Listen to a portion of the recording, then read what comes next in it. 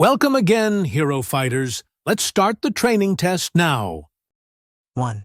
What is the primary responsibility of a C14 certificate of fitness holder? A.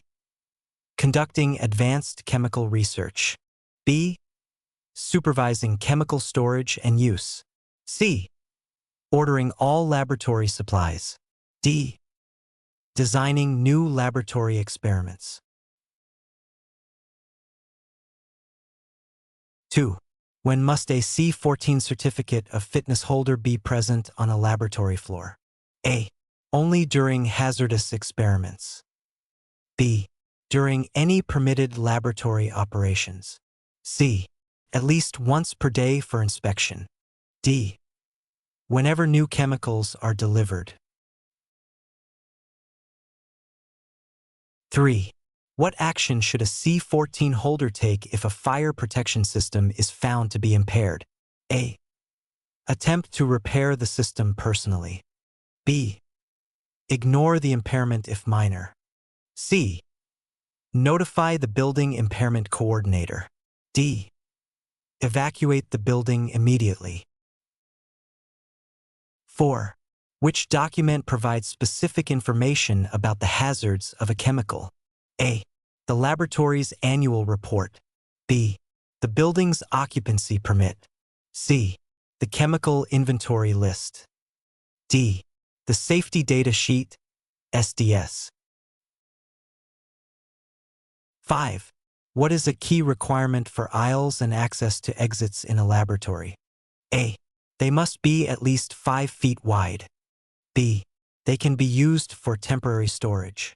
C. They must be kept clear of obstructions. D. They should be painted with yellow lines. 6. How should incompatible materials be stored if not in separate cabinets or rooms? A. Stacked on top of each other carefully. B. Separated by at least 20 feet. C. Mixed together if quantities are small. D. Placed on the highest available shelves. 7. What is the minimum distance combustible materials should be kept from an open flame? A. 6 inches. B. 1 foot. C. 2 feet. D. 5 feet. 8. When is a fire department permit required for a non-production laboratory? A. If any amount of chemicals is stored. B. If more than 1 gallon of flammable liquid is handled. C. Only for laboratories in educational institutions. D. When research involves human subjects. 9.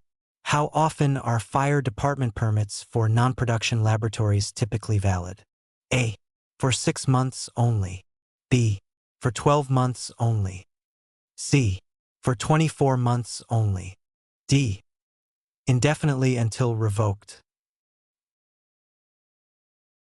10.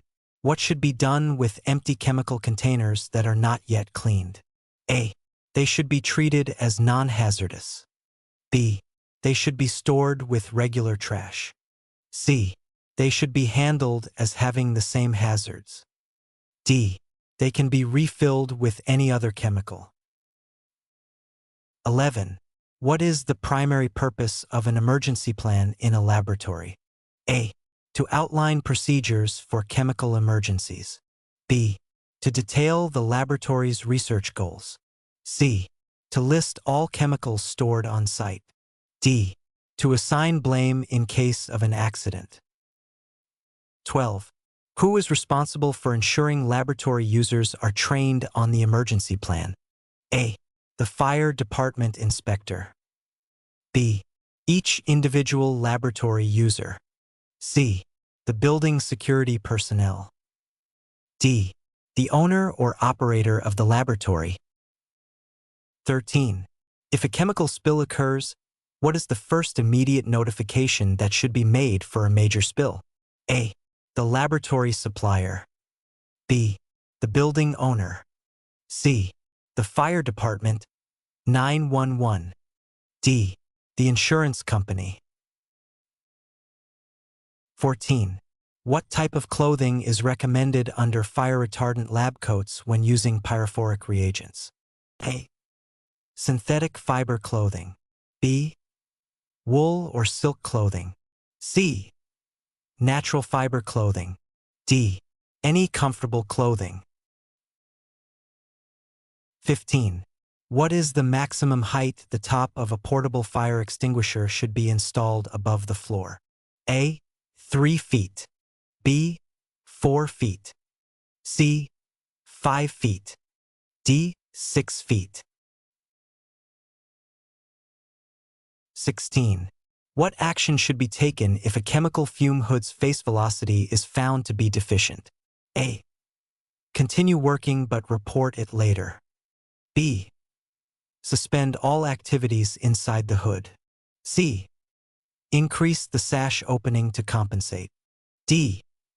Place a fan nearby to improve airflow.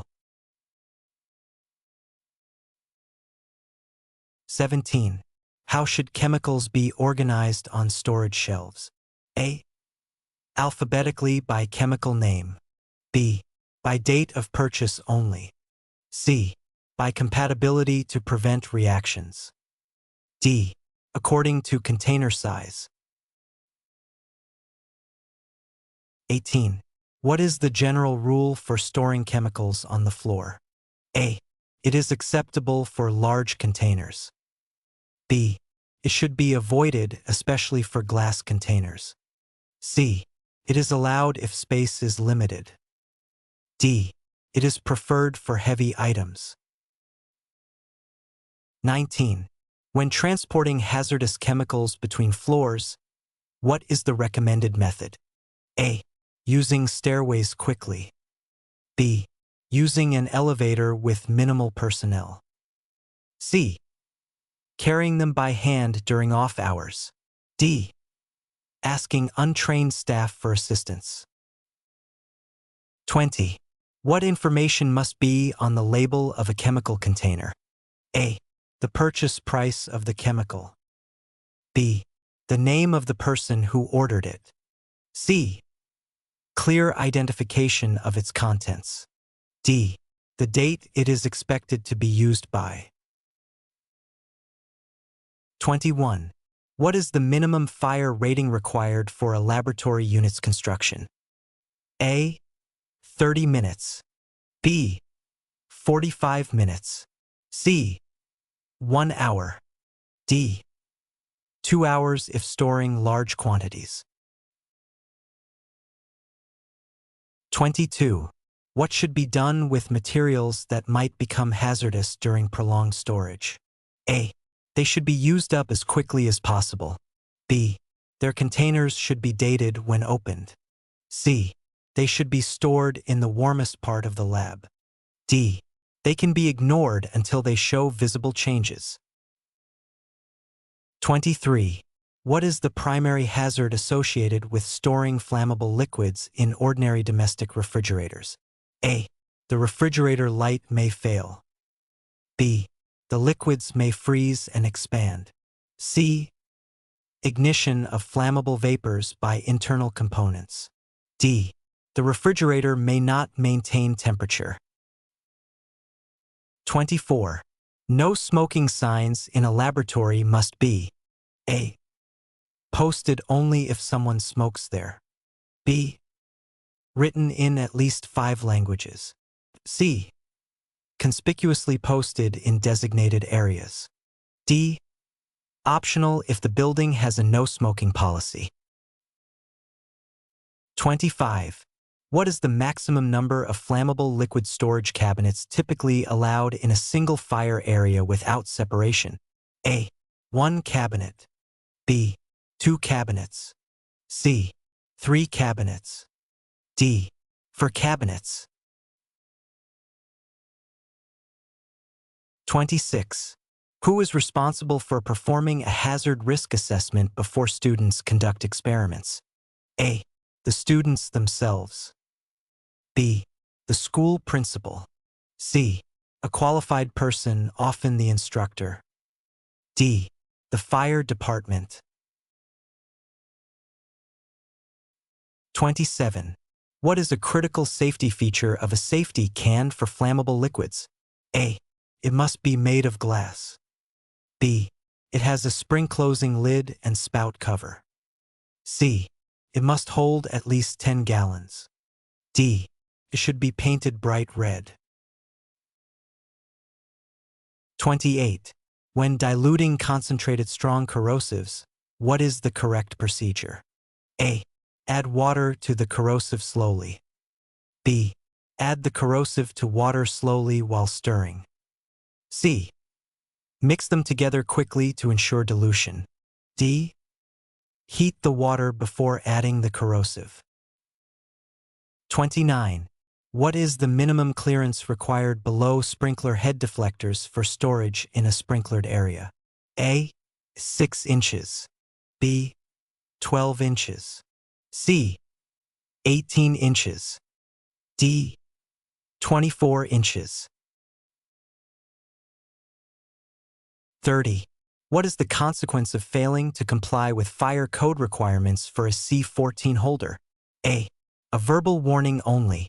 B. Mandatory retraining. C. A promotion to a higher level. D. Enforcement action, including fines or revocation.